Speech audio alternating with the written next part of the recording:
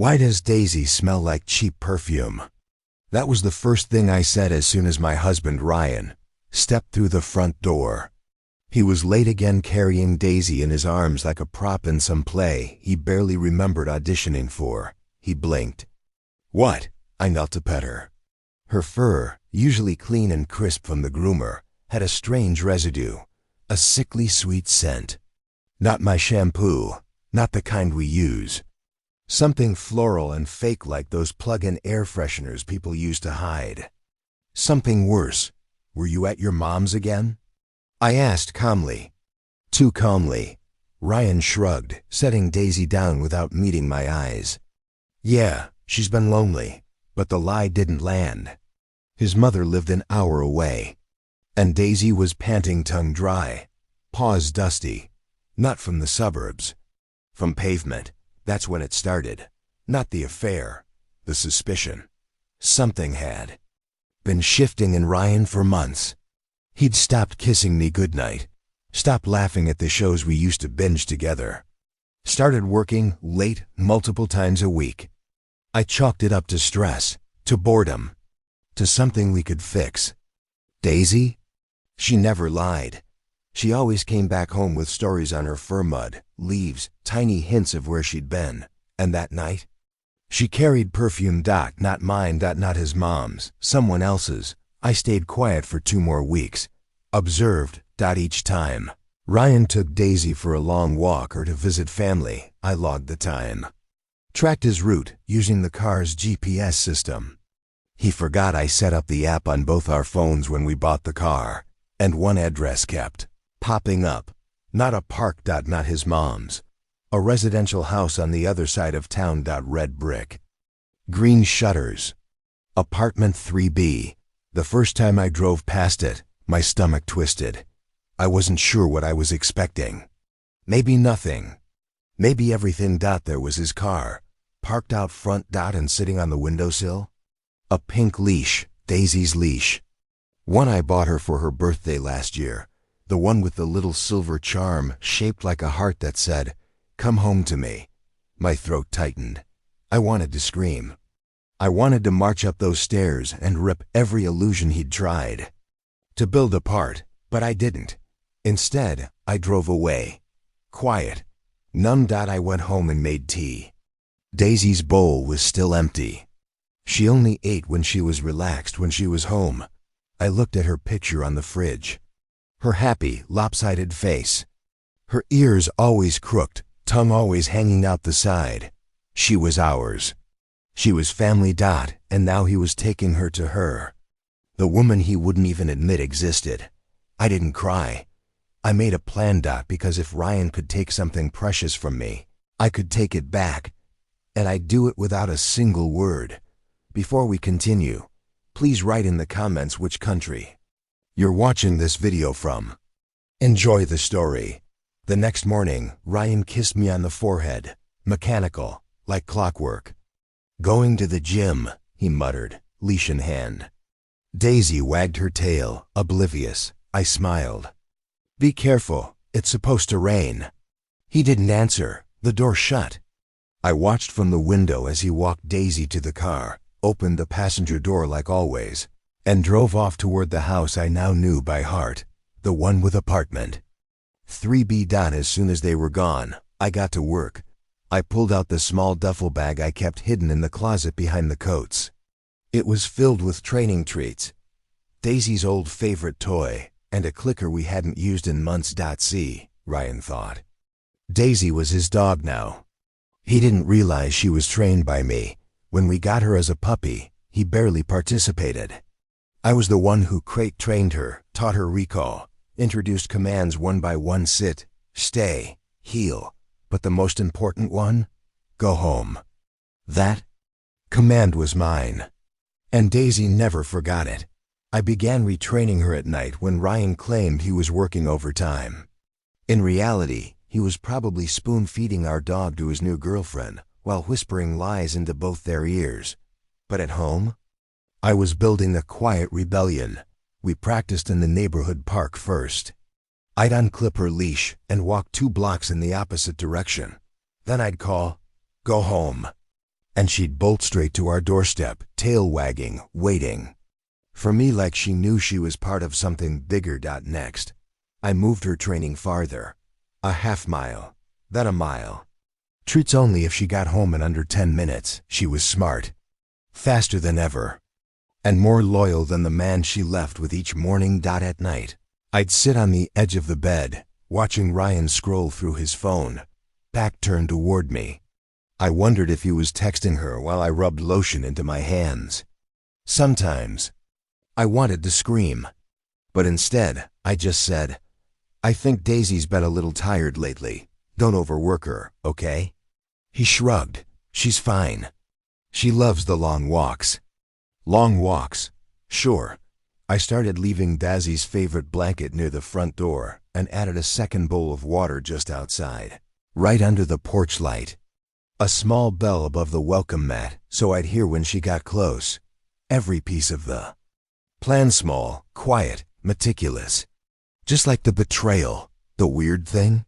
Ryan got bolder the more he lied. One night he came home grinning, hair too neat, breath tinged with wine. "She made Daisy homemade peanut butter cookies," he said. "Didn't even bother clarifying who she was, did you?" I asked, smiling. He blinked. "Did I what? Eat any?" He paused. "No, I wasn't hungry." "Too bad," I replied. "I made dinner." He ignored me and went to shower. And I stood in the kitchen, the food growing cold behind me, the truth sharpening inside me like a blade being honed. That's when I knew he wasn't going to stop. Not until everything that was ours was quietly rebranded as his. But he underestimated me, because when you lie long enough, you forget the power of someone who's been listening. I began studying maps, timing Daisy's fastest routes, identifying safe intersections. I reached out to an old friend, Sam, a local dog behaviorist I met at a training class years ago. I told her part of the truth, not the affair, just that Daisy needed advanced recall for anxiety reasons. Sam didn't ask questions. She helped me refine Daisy's focus. Commands with hand signals. Distraction training. By the end of 2 weeks, I could whisper "home" from across a field, and Daisy would run as if her life depended on it. Only it wasn't her life. It was mine, and I was finally taking it back. It was supposed to be a normal Tuesday. Ryan had already left for yoga, which was laughable considering the only time he ever bent at the waist was to grab a beer from the fridge. Daisy trotted out behind him, tail wagging, completely unaware that she was being taken to another woman's apartment. I stayed home. I folded laundry, answered emails, tried to act like I didn't feel like a ghost in my own house.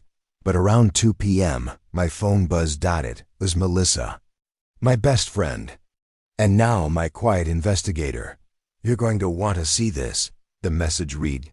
One photo. That's all it took to knock the breath from my lungs.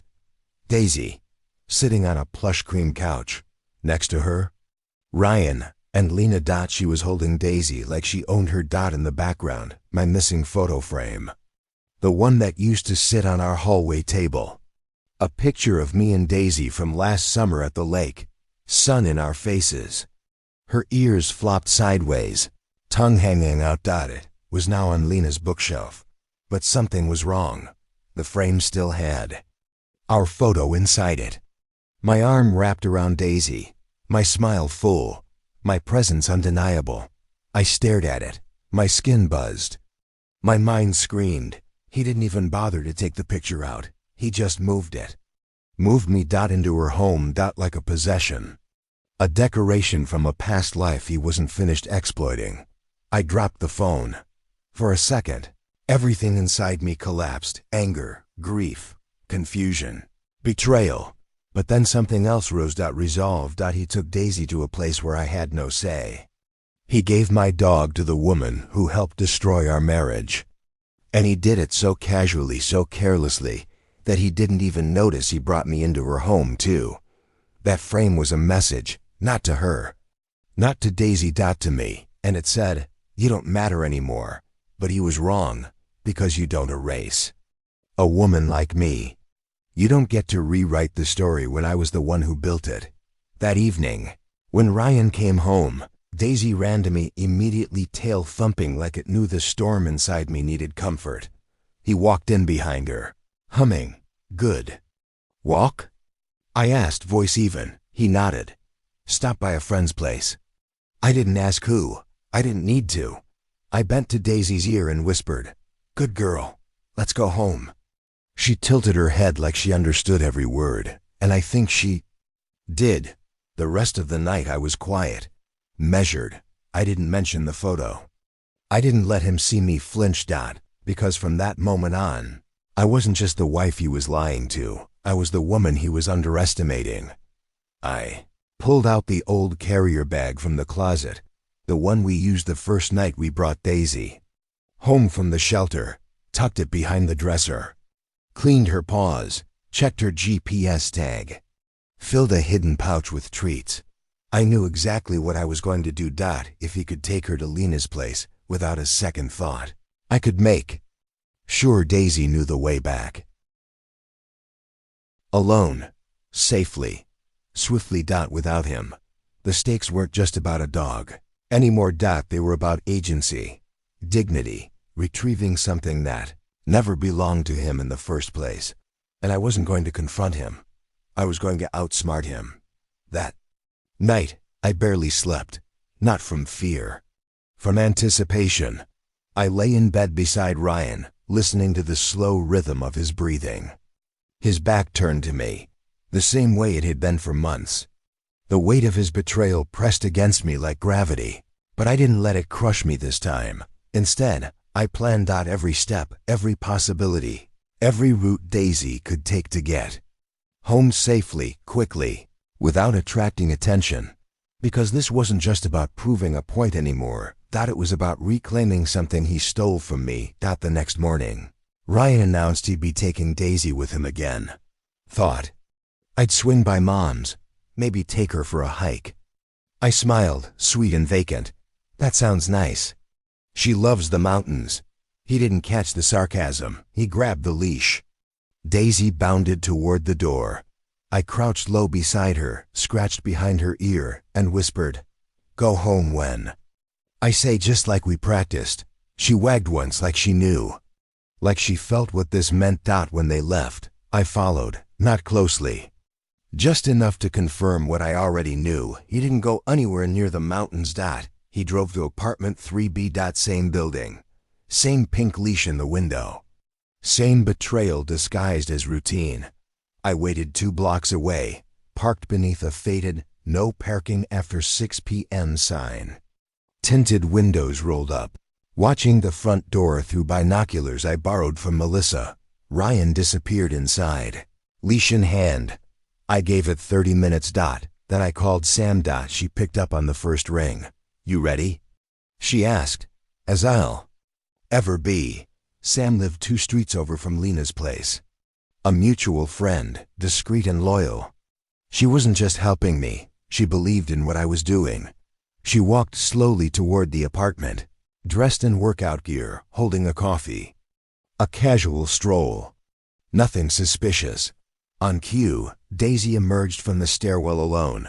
Ryan must have let her into the gated courtyard to play. While he played house upstairs. He thought Daisy was just a dog, but she was more than that.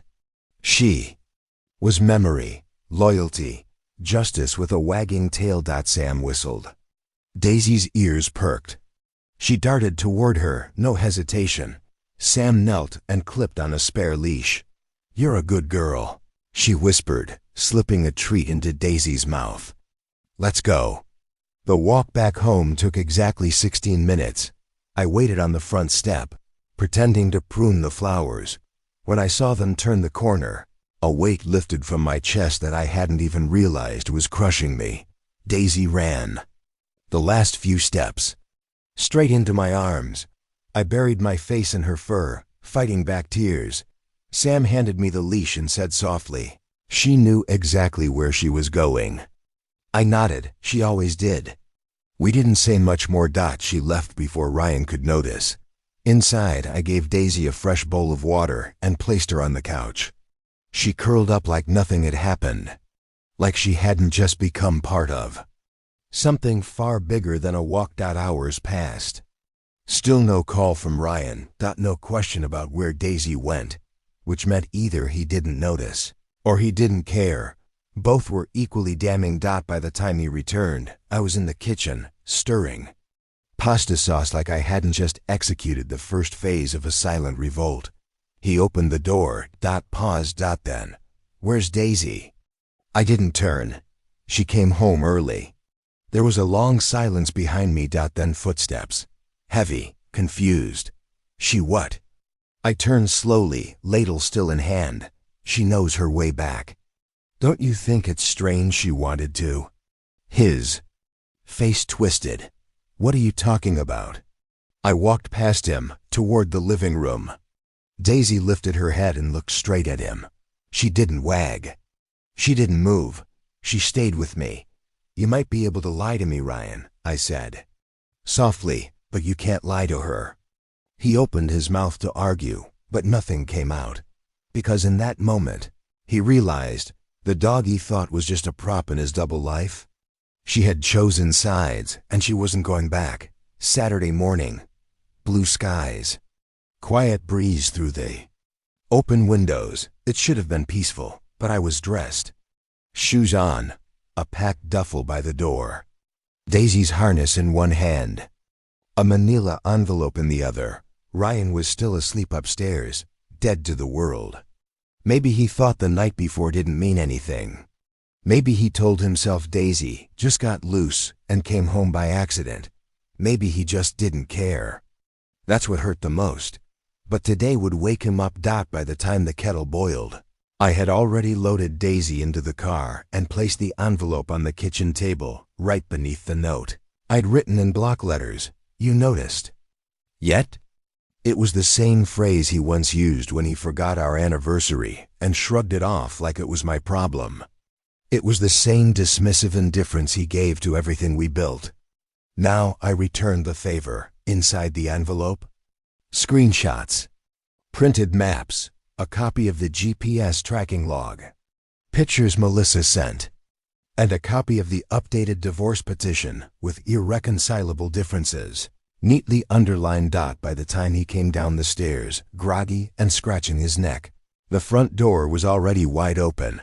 Empty kitchen. No Daisy, no me. I waited. Across the street in the car, parked low behind tinted glass. He stood in the doorway, scanning the living room, then the kitchen. Then he saw the envelope, watched him freeze. He picked it up, flipped through it. His face reddened, then paled. He ran a hand through his hair and looked around like he was trying to wake up from a bad dream. But this wasn't a dream. This was real. And this time, he was the one left behind. I rolled the window down just enough for Daisy to stick her nose out. She looked straight at him. No bark, no whine, just recognition. She knew. He knew. I slowly pulled away from the curb. He shouted something. I couldn't hear it. I didn't want to. Daisy curled back into the passenger seat like she belonged there. Because she did that, we drove for miles. Past the old diner we used to eat at. Past the park where Ryan first told me he loved me. Past all the places that no longer felt like ours. I didn't cry. Not this time. Was done mourning a man who replaced love with convenience. Done sharing my life with someone who couldn't even be honest about a leash and a lie. Daisy rested her head on my lap as I drove. The world looked different through the windshield cleaner. Clearer. Later that week, I moved into a small place with a fenced yard. Nothing fancy, just enough for peace. Melissa came by with wine. Sam dropped off new training toys. I laughed more in 2 days than I had in 6 months. Ryan texted. Once, "You really left?" I didn't reply. He called. Once. I let it ring, then blocked the number. Because there are some betrayals you don't confront with words. Some people don't deserve explanations. They deserve absence. And I gave him mine. Daisy, she's thriving. She curls beside me every night, loyal and warm, never straying far. And me? I sleep soundly, not just because I left him, but because I walked myself home.